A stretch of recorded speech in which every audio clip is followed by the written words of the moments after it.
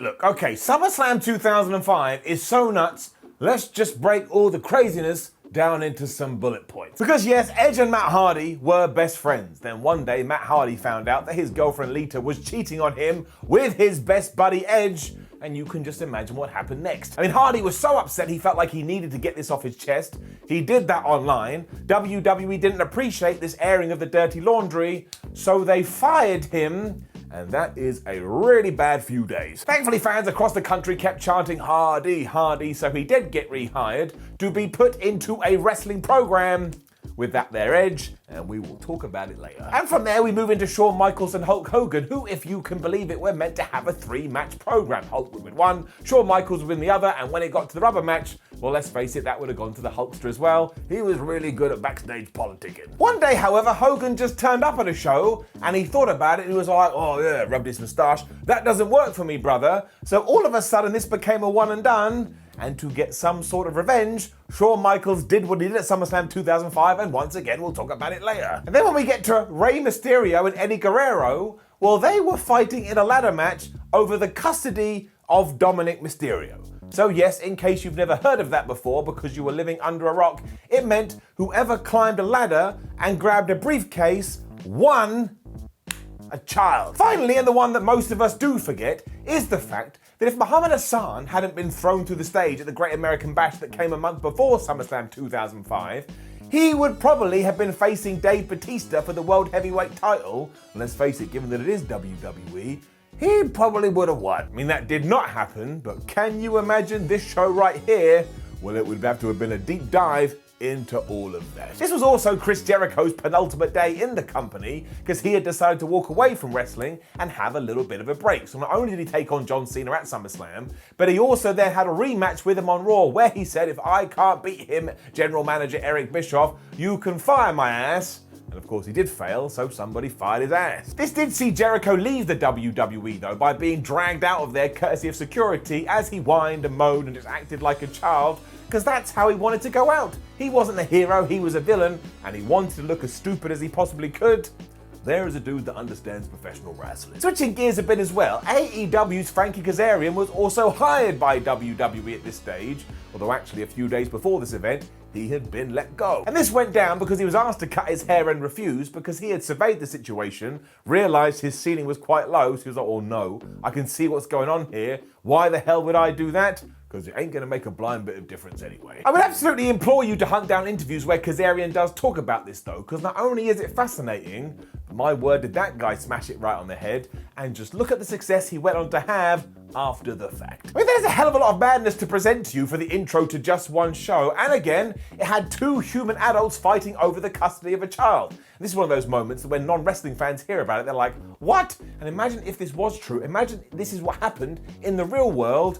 Children were just being handed all over the place. Given that the pay-per-view doubled what SummerSlam 2004 had done though, and drew over 18,000 fans into Washington, you can't say it wasn't a success, but we can give the good bits an up and the bad bits a down, which is what we're going to do right now. Because my name is Simon Miller, welcome to WhatCulture Wrestling. It is retro ups and downs, and this week we go back to SummerSlam 2005. Now there should be no surprise that the very first match that we do get is Orlando Jordan versus Chris Benoit for the US title. Because this had none of the shenanigans of every other single bout that was on the card, so whoever was putting it together probably looked at it and going, well, that's kind of the most basic and boring thing we've got. Roll it out there first. I mean, even the story was basically Chris Benoit wanted to tap Orlando Jordan out, and Orlando Jordan was like, well, that doesn't sound very nice. That doesn't sound like something I want to do. The thing is though, I think WWE were well aware of the roller coaster they were about to take their fans on, so went out of their way to ensure that every single thing that was presented took them up and took them down. Which is why this match goes about 10 seconds. I mean, Chris Benoit gets Jordan in the crossface, he taps out really fast, and that's that. We've just seen a title change. The crowd go absolutely nuts because of course they did. They're already pumped the fact they're at SummerSlam and now they just saw this. And for that reason alone, you just can't criticize it. I mean, there's not even one hole to go through.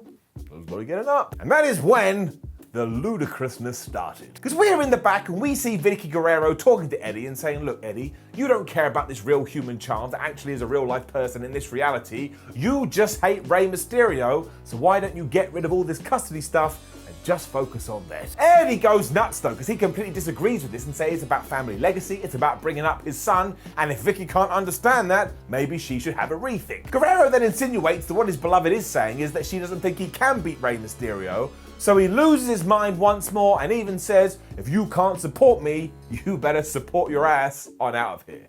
And I've been thinking about this for many, many days, and I've come to the conclusion that sentence makes no sense. But still, it is Eddie Guerrero, and it is just more proof that he can make anything work, even gibberish. The insanity then continued because right after this, it was Edge with Lita taking on Matt Hardy, and the crowd couldn't have been more electric because, of course, they are so in Matt Hardy's corner because we've all had our heart broken, we can understand, and wrestling is at its best when you take fiction or reality and push it together. I've no idea how he was able to do this because the rage inside his tum-tum must have been fierce, but also, when we take a step back and look at it from afar, I don't think WWE had forgiven Mr. Hardy for everything that he had done. Now, surely they could understand it. I mean, who couldn't? But even with all the fan support and the desperation to have him come back to the company, he gets absolutely wrecked here, which even now, 16 years on, leaves you with the question, why? I mean, where was my Cinderella story? It does start off really frantic because I don't think these two guys are wrestling.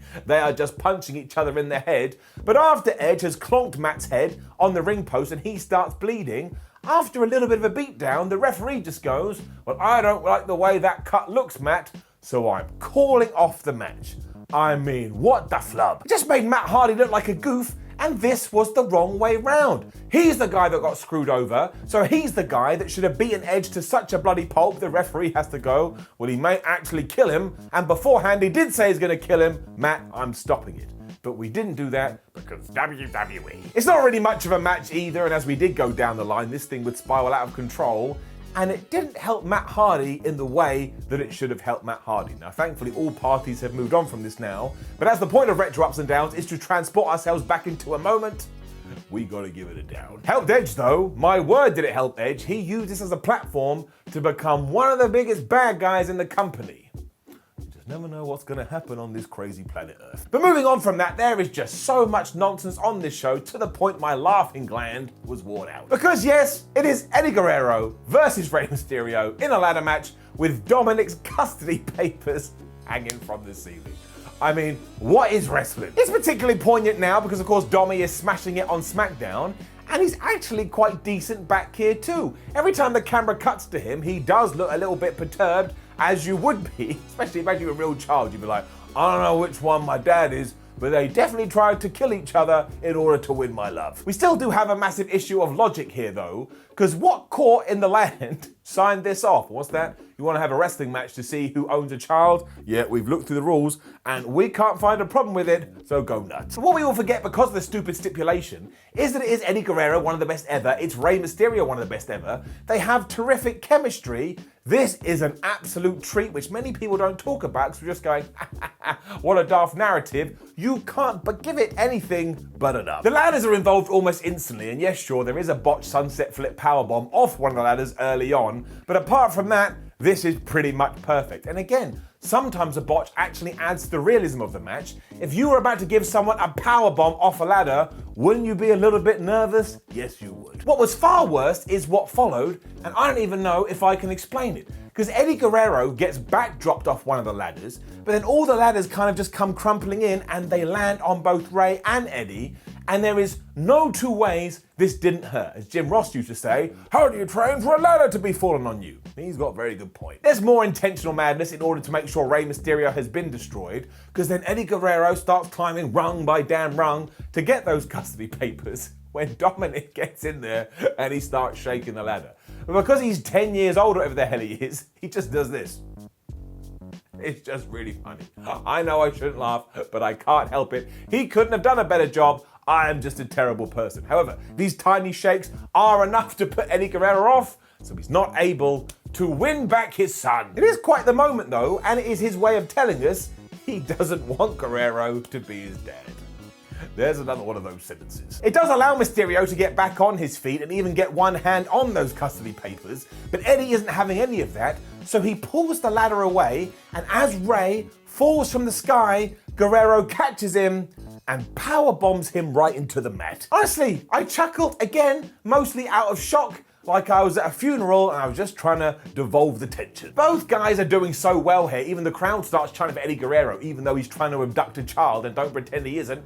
And even his wife knows that, because once again, Eddie Guerrero is about to achieve this when Vicky gets to the ring and she pushes him off. I mean, what a horrible evening Eddie must have had after this. Everybody had turned his back on him. Vicky then goes one step further too, because she jumps on her man and refuses to let him move, as Eddie has to watch Rey Mysterio finally get up to those papers, grab it, and reclaim his child. This is just the best thing ever, because you could just say stupid stuff, but it's all accurate. It all works though, it just does. It's super fun, it's super dumb, and these two are just on another level when it comes to sports entertaining. I mean, they truly are terrific. You just have to take it how it's presented and laugh along to the madness, and 16 years on, the match itself, well, it still holds up. Plus, you have the nice poignancy that on SmackDown right now, Rey Mysterio and Dominik Mysterio are the tag team champions. But honestly, if I dive into the story, I'm pretty sure I'm still meant to think that Eddie Guerrero is his proper dad and Rey Mysterio adopted him. There is just so many angles with this, but it's brilliant. Go watch it. It was at a moment that truly blew my mind, because on this SummerSlam, it goes to Kurt Angle versus Eugene, because Eugene had stolen Kurt Angle's Olympic medals. I mean, we have spoken about the Eugene character before, so I'm not going to repeat my thoughts on it here. You'll have to go find an old episode of Retro Ups and Downs. But what a mismatch this was, because obviously Eugene is meant to be the good guy, but Kurt Angle walks out with so much intensity and just murders this fool that every single person in that arena is just cheering for our Olympic hero. I mean, Eugene even gets booed no matter what he does. He tries the rock bottom, he tries the stunner, he does the whole Hulk Hogan Hulk up routine, but the whole time fans are like, no, we hate you. Kurt Angle is just too good. So Kurt grabs him, drops him right on the head, locks in the ankle lock, and he taps out within seconds. Honestly, Kurt Angle looked like a machine here. There's no way you couldn't get behind him. It's even more batshit afterwards, because Kurt Angle goes and gets a chair and stands on it, and because he has now been reunited with his medal, gets the referee to put it round his neck as if he's transporting himself back to 1996. So even that's arrogant, and while some fans do go boo boo, deep down they're like, this man is just the best. All of this is just exhausting though, but it's also exhilarating. I kind of took a pause after this one, because I was like, man, who even put together SummerSlam 2005? But once again, was I bored? No. Was it really well put together? Yes. It's gotta get it up. And just to back up all of my points, we then cut to a bunch of the divas washing a limo. And of course, they're not wearing any clothes and they're spraying each other like it's the most fun thing ever, when all of a sudden you see on the side of the vehicle the President of the United States symbol. The window then goes down and Vince McMahon just says, well, why not? Then he puts the window back up, as if we're meant to go, oh, Vince McMahon is gonna run for office. This was really, really stupid, and I'm giving it a down. The big time face-offs do keep coming though, because next up is Randy Orton versus The Undertaker. And this was the period where Randy Orton was the legend killer, which just gave him so many good lines about killing the legacy of The Undertaker. And the only problem with this one is that it just goes too long. And this could be down to the fact that the crowd is utterly exhausted by what they've already seen, so they don't really get into it. And when a live crowd doesn't get into it, it does mean you struggle when you're sat on your ass at home on your couch. And I suppose this could have been a plan by WWE when they said, well, they can go out there and have an old school contest which fans will enjoy. And you do enjoy it, but I think it would have been better to continually just like inject drugs into everybody's face. I mean, even something like Edge versus Hardy, I didn't appreciate the direction, but they're getting such a huge reaction. You're like, well, you better plug me in. Whereas here, everything just kind of plugs on. Even with all that said though, I would have given it an up if it wasn't for those meddling kids, or in this case, a stupid finish. Because just as The Undertaker has hit a chokeslam and it's made very clear, oh, he's going to win, some random guy, some old man just gets in the ring and he's all like, oh, Undertaker, Undertaker. And Taker sells it's like, oh my gosh, he's a rogue fan, I'm gonna punch him in the face. But just before he does, the referees get him out of there. Because it has been so long though, The Undertaker, the dead man, gets distracted, so that's right, even undead zombies can't focus on their opponent, and Randy Orton is able to get to his feet, hit the RKO, and beat The Undertaker for the uno, dos, tres. There's also this big hoopla like, oh my gosh, Randy Orton has won. While that's technically true, it's not really for obvious reasons. And of course, this crazy person that had walked in the ring turns out to be Bob Orton, Randy Orton's dad. And he even has this like fake prosthetic skin all over his face, So they really went to work on this. You do kind of spend the whole end part though just going, huh? And when you get the Bob Orton reveal, you're like, well, that makes sense, but it doesn't really get me overly excited. I just don't see why Orton couldn't have won with an RKO out of nowhere, given that even in 2005 we were presenting that move as, well, nobody kicks out of that, it's just too devastating. So yes, it's too much shows, it's too much shenanigans, and that's why it's got to get it down. It may have helped what followed though, because the crowd has been able to rest on their hands a little bit, because they go crazy for John Cena versus Chris Jericho for the WWE title. I mean, they really do, and it is getting it up. As was the way back in 2005, fans had just started to go, we don't really know how to react to John Cena, so some of them are cheering him and some of them are booing him. But this does work because Chris Jericho realized, well look, John Cena's really good at selling, so I'm just gonna kick his ass for around about 10 minutes, and boy howdy did they take us on a ride. You also see that top rope leg drop by Cena, and this must have been one of the first ones he ever did, and there's also this really cool bit where he goes for the FU, but Jericho reverses it into a DDT. I don't think we talk about this enough, but these two also have really good chemistry. It's also an absolute testament to Y2J, because by the time he's got John Cena in the walls of Jericho, the fans are screaming, no, John, please get to the ropes. So he turned him. He pulled a Star Wars. And all of this adds up too because Cena has been beaten up from pillar to post, so they actually feel sorry for him. And then that changes on a dime as soon as he wins. Because there are a bunch of near falls towards the end that are really great, but after Cena catches Jericho in a tilt-a-whirl, he turns it into the FU, he gets the 1-2-3, he retains his title, and then instantly, everybody in Washington is just, boo, boo, we hate you, we want you to go away forever. I would also guess that both guys probably had a slight chip on their shoulder because they were fighting for the WWE title, but they weren't the main event, but they took that chip and they ate it with glee. I wouldn't call this a forgotten gem, but I would call it a really, really good match that if you haven't seen, it's probably worth your time. As was Dave Batista. I love this guy. He too is defending his world title early because of what we are doing in the main event, but because we're in Washington and Batista is from Washington, him and his opponent JBL don't need to do anything because every single person in that building has decided, we love you, Dave Batista, we want your children, we are just going to make noise constantly, and it makes this damn entertaining. It's also helped by the fact it's a no-holds-bar stipulation and doesn't go more than 10 minutes, and almost instantly Dave Batista is just spearing JBL through the barricade. They just went, okay, well, we don't have that much time, let's just kick each other's ass. And they really do kick each other's ass. Because after Bradshaw has got his belt and just whips Batista like his future acting career is on the line, he then hits him with a clothesline from hell, which is just one man taking his arm and hurling it into somebody else's head and forgetting what the art of professional wrestling is. I'm amazed that Dave Batista is able to walk around with a skull. This was the stiffest thing I've ever seen. I'm exaggerating, but it's up there. I mean, it works because Big Dave kicks out of it, so all of a sudden you're like, poof, that guy's a warrior. But there ain't no way he didn't wake up the next day like, oh, my neck is killing me. He soon does get his revenge though, because not only does he hit JBL with the Batista bomb, he then gets the steel steps and he gives him another, and honestly, the clonk of back onto metal will make you go, oh, but then he pins him, he retains his title. What a fun little thing this was. And real credit to Bradshaw as well. I mean, there's plenty of reports out there that kind of state he's not the best human being, but he totally understood his role as a heel, and he wanted to get Big Dave over as much as he did, and well, he achieved it. It also fits in with this bonkers card, which I mean as a massive compliment. It is just go, go, go, go, go, and given they are the penultimate match, I suppose they could have dropped the ball, but they absolutely did not. No matter where we were by the time we did get to our main event though, Shawn Michaels had already clearly made up his mind about what he was going to do, so he ensured he'd executed that with all the flippy floppiness he had in his toes. Because I assume he was still slightly annoyed that Hulk Hogan had changed all the plans, so the Heartbreak Kid throws himself around the ring for 25 minutes and kind of makes a mockery of Hulkamania. So is this unprofessional? Yes, but also is it damn entertaining? The answer is yes, and that's why it's getting it up. Because honestly, if you haven't seen this, make sure you go out of your way to read as much as possible and then watch it, because every time any kind of offense is landed on Michaels, he sells it like he's been shot. I mean, it's just so over the top and it's so ridiculous, you can't help but fall in love with it, because it's stupid, and it's stupidness happening at 2005 SummerSlam, and you can't believe that we got here.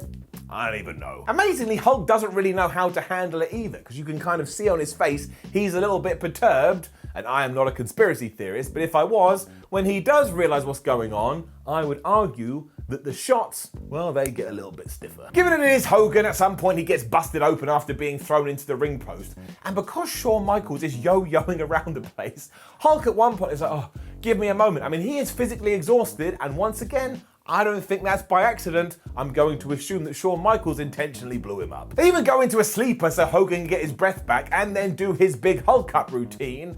But before he can finish it, of course, the referee gets bumped. That's just WWE. From nowhere, the fans start chanting, "You screwed Bret, you screwed Bret," and that was just like the moth to the flame. What do you think Shawn Michaels did as soon as he heard that? He walked over to Hulk Hogan and he put him in the sharpshooter, and he just looks so proud about what he's doing. Other refs are then being bumped as HBK uses all this frag art to just wham Hulk Hogan right in the balls, and then he hits the big top rope elbow and he hits the super kick. But again, it's a Hulk Hogan match. You know what comes next. He kicks out and then he starts going, it's time to Hulk up. The fans can't help themselves and completely forgot that they have been torn throughout this because Hulk Hogan was getting some boos. And after Shawn Michaels gets the big boot right into the face, Hulk Hogan pins him for the 1-2-3. And this wonderful farce is over. Honestly, it's like a good movie you watch. You could go back and watch it again and you'd find brand new things to be entertained about. Also, the bump that Shawn Michaels takes off the big boot, it defies the laws of physics. He goes down, he gets back up again, then he flops back down to the mat.